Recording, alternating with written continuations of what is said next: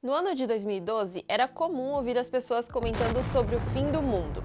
Várias teorias sugeriam que o apocalipse aconteceria no dia 21 de dezembro de 2012. Elas surgiram de crenças relacionadas ao calendário maia, que teria exatamente o dia 21 de dezembro de 2012 registrado como o último. Não há registro do que viria depois disso. Como a gente bem sabe, o fim do mundo não chegou em 2012, mas 2020 tem sido um ano tão desafiador que é claro que surgiram novas teorias afirmando que 2020 é o novo 2012 e que talvez esse seja o último ano da existência. Com as maiores ondas de incêndios florestais, ataques militares entre grandes potências, nuvem de gafanhotos e, claro, a pandemia da Covid-19, esse ano pode gerar uma curiosidade sobre o futuro da existência humana até nos mais céticos. No Examinando de hoje, a gente traz a retrospectiva de 2020 com os principais acontecimentos no Brasil e no mundo esse ano.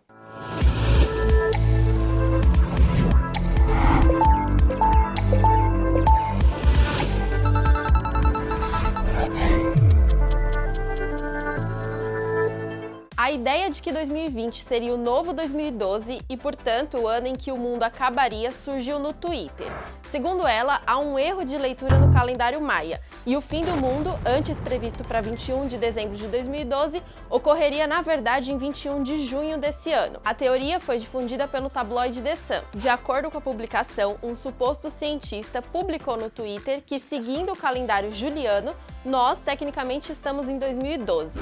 O calendário juliano foi utilizado até o ano de 1582, quando o Papa Gregório XIII reformulou a ferramenta que passou a se chamar calendário gregoriano, o que usamos até hoje. Nessa mudança, alguns dias foram perdidos e quando se faz a conta pelo calendário juliano, nós estaríamos em 2012. Mas teorias da conspiração à parte, 2020 realmente foi um ano conturbado e cheio de desafios. O ano já começou agitado quando no dia 3 de janeiro, um ataque dos Estados Unidos matou o general e herói iraniano Qasem Soleimani no Iraque. Segundo o Departamento Americano de Defesa, a ordem para liquidar Soleimani teria partido diretamente de Donald Trump. Isso, claro, criou uma grande tensão entre os países e se falou até na possibilidade de uma terceira guerra mundial. Ainda em janeiro, a Austrália viveu a maior onda de incêndios florestais da história do país. Milhares de pessoas precisaram ser retiradas de suas casas por causa do fogo. Uma área maior que a Suíça foi queimada e os danos foram praticamente irreparáveis. Os incêndios foram tão quentes e tão grandes que eles criaram seus próprios padrões climáticos, o que ajudou a piorar as condições. As imagens de fogo em floresta e animais em meio às chamas chamou a atenção do mundo todo. Também logo no começo de 2020, em 6 de janeiro, a NASA anunciou a descoberta de um exoplaneta do tamanho da Terra que fica próximo de uma estrela. A posição do TOI 700D favorece a presença de água em estado líquido, a condição essencial para a vida como a conhecemos. Em março, a Organização Mundial da Saúde declarou oficialmente a pandemia do novo coronavírus, causador da Covid-19. Até onde se sabe, o vírus surgiu na China e até agora segue matando milhões de pessoas no mundo todo. Atualmente, são mais de 65 milhões de casos e 1,5 milhão de óbitos pela doença. Vacinas contra o coronavírus estão em processo de desenvolvimento e algumas já foram aprovadas em alguns países. Além das vidas perdidas, a pandemia atingiu a imensa maioria dos setores da economia. As bolsas de valores mundiais registraram as maiores quedas da história. O Ibovespa, que é a bolsa brasileira, chegou a ter 6 circuit breakers no intervalo de 2 semanas em março. O circuit breaker é um mecanismo da bolsa de valores que interrompe todas as negociações de compra e venda de ações quando o mercado passa por uma queda acentuada. Em junho, a morte de George Floyd, um homem negro de 46 anos, asfixiado por um policial branco, deu início a uma onda de protestos nos Estados Unidos. As manifestações se espalharam pelo mundo e chegaram ao Brasil.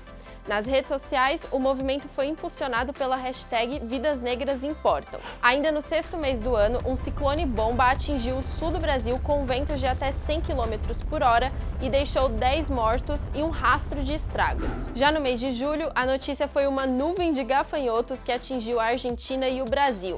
Cerca de 400 milhões de gafanhotos estavam sobrevoando os países e pondo em risco vários hectares de plantações. Agosto foi marcado por uma explosão gigantesca no Líbano que deixou pelo menos cerca de 5 mil feridos e mais de 130 mortos. Cerca de 200 mil pessoas perderam suas casas na explosão, o que causou danos de até 3 bilhões de dólares. Foi em agosto também que algo inédito aconteceu na economia brasileira. O Banco Central cortou a taxa Selic para 2% ao ano. Esse é o menor valor da história. Os seguidos cortes na Selic foram um dos motivos que levaram ao aumento de pessoas físicas entrando na Bolsa de Valores, atrás de melhores rendimentos. Já em setembro, as queimadas no Pantanal e na Amazônia se tornaram assunto no mundo todo. Os efeitos dos incêndios nos biomas brasileiros avançaram para pelo menos outros 5 países vizinhos. Foi formada uma grande nuvem de fumaça que chegou a 5 mil quilômetros quadrados.